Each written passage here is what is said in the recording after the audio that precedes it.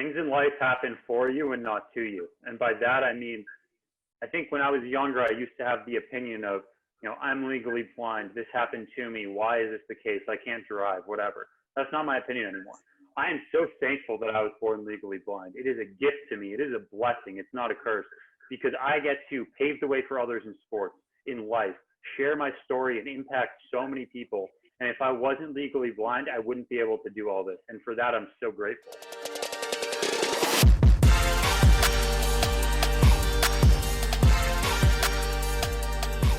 Welcome back to another episode of The Burn. I am Ben Newman, and every single week we come to you with a story that will inspire you to connect on a deeper level to that burn, that fire that lies inside of you. We have to have a why, we have to have a purpose, but it's that internal fire that lights the why and the purpose on fire every single day that drives us to achieve and to attack the daily disciplines to get to your next level. Today's story is going to be a huge inspiration for you. Unfortunately, I had to reschedule a couple of times, and Aaron doesn't know this, but I was upset because I couldn't wait to hear some of the answers to the questions that I have for you. And so with no holding back, we are going to go right into it. I want everybody to have the opportunity to meet Aaron Golub, the first legally blind Division I athlete. You played long snapper for the Tulane football team. You've now taken your energy, your confidence, your belief in yourself to now be a financial advisor. You're doing speaking events virtually. You love being on the stage when we're able to get on the stage. I've learned that from you. But so excited to really find out from you and for you to really share. The first legally blind Division I athlete. Take us there. Take us to high school. Take us to when you first put your hands on that pigskin and you said, I'm going to be a college football player. Yeah. Well, first off, Ben, thank you so much for having me. I really appreciate it. And, I started playing football in 7th grade, and it was something that I was never really good at. I was an offensive defensive lineman. I was legally blind, and I was undersized. And for those of you that don't really know what legally blind means, for me, I have no vision in my right eye and very limited in my left. So think of it a hole smaller than the size of like half of a dime. And then out of that small hole in my left eye, my vision is 2200. So what you see at about 200 feet away, I see at about 20. So that's my vision. And I was never very good, and I didn't have the confidence either. And it really got to the point that I was playing at the ends of the games when we were up big or down big, and that wasn't playing football to me. And so once I got into my sophomore season, I made a decision. I said, what can I do to become a starter? What can I do to play in college? And it was all about work ethic. It was all about shifting my mindset. And I said, if I find a position that can fit me, I can do this. I found long snapping, and I just put the plan into place. I would show up to school every day at 5 a.m. I would practice long snapping every day before school. I would lift weights every day after school, and I was very disciplined because I knew that's what I had to do to succeed. It's incredible. You hear that, and right now we live in a world that, there's so much challenge and adversity with issues of social injustice to COVID, to the challenges that so many of us had before we've dealt with all of these issues of 2020. Yet to hear that you had an issue, this is an issue that you're going to have for the rest of your life. It's being legally blind. How easy would it have been to say, I just won't play sports, right? I'll just go do other things. But for you to attack it, and then to have a plan, and then to say, I'm going to figure out the position, and then here's what I'm going to do. And you picked a position, let me tell you, long snappers don't get enough credit. I've been around some unbelievable long snappers. You guys snap that thing so damn hard, it'll break your fingers. And so people don't realize for you to do that, it's extraordinary for you to have developed that skill. So take us back to high school. And so you're putting in the work, you're lifting the weights. How did you become noticed to then go do this collegiately? You played Division I football at Tulane. Yeah, look, I had a long snapping coach. His name was Chris Rubio, and ran camps. Him and his partner, Chris Taylor, ran kicking camps. And you could get nationally ranked, get instruction. So I went there for the first time the summer after my sophomore year of high school. And I had put in all this work, and I said, I'm going to be amazing. I'm going to be such a good snapper. I'm going to get ranked so highly. And I was horrible. I remember snapping a ball way over the punter's head. I was bad. I was ranked terrible. And right after that camp, I said, this isn't enough. I'm working hard, but I need to work 10 times harder just to be as good as everyone else. And I need to work 100 times harder to be one of the top guys in the nation. And it fueled me. And I just pushed further and further and further. And a year later, I was ranked one of the top guys in the nation at his camp. I was contacting schools, getting recruited. And it was because I continued to push. I didn't let that failure, that defeat stop me. It's the same thing with everything I do in life. Failing is not failing to me. Failing is only failing if you don't learn from your mistakes. I learn every single time I fail.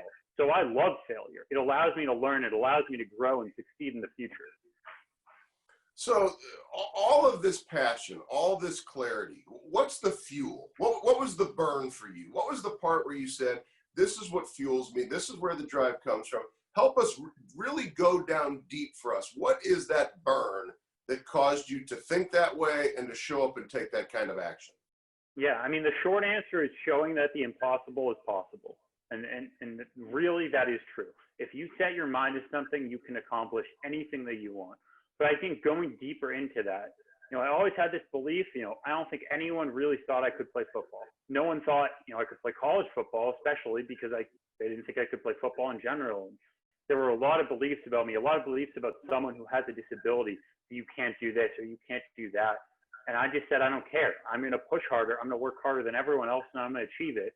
I think that's driven me with everything I do in life, that I want to be the best, and I have the confidence to be the best. And if I combine all of that, my work ethic, my confidence, everything about me, I can accomplish anything. And that's really what drove me.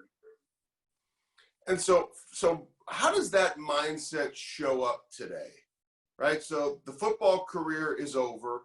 The stands are empty. And that's a really tough transition for football players. I know there was the period of time where you took a shot at, the NFL. And, I just commend you on your fight, on taking the game as far as you can take it and learning as much as you can from it. But how do you face adversity now? What are the lessons maybe from football? How do you face adversity now as a financial advisor, or maybe going after that next great speaking opportunity? Yeah, in everything I do in business, in finance, in speaking, there's always adversity. There's always someone who thinks that you can't do it. There's always, that next challenge or roadblock ahead of you. And what you really need to learn is that you need to tune out the judgment of others and understand that your opinion is the only one that you need to value. I respect everyone's opinion. Everyone has a phenomenal opinion and a phenomenal point of view. But the only person's opinion that I value and truly value is my own, because the only person's values and opinions of myself that matter are me. If I talk to someone and they don't want to work with me, if I talk to someone and they, don't like what I'm doing for some reason, that's okay. That's their opinion. And I respect that, but I don't have to value that. And because I have that mindset and that opinion of myself, I have the confidence that the next opportunity will come, and what happens in the past doesn't matter. I love that. So you respect it, but you don't have to value it. That's incredibly powerful, because far too many people, they allow their feelings to dictate how they show up based upon what somebody else says, what somebody else does. And oftentimes I've always, shared this with advisors, people in the world of business, is if somebody tells you no, or maybe they come at you with an attitude or something that surprises you or it's upsetting to you, oftentimes I always chalked it up to there's something going on in their life. Yeah. And, it's something that I may not understand. It's something that they may not share with anybody else, but there's a reason why they're choosing to treat me that way. So I'm just going to go on about my work. Right. And look, every no you get is one step closer to a yes. If I haven't gotten 5 no's by lunchtime, then I haven't had a productive day.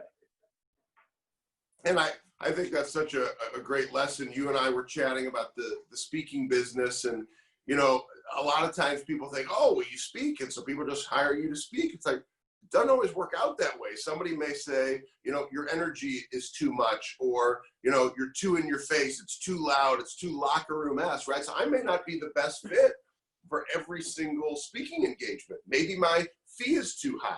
You know, maybe the date doesn't work.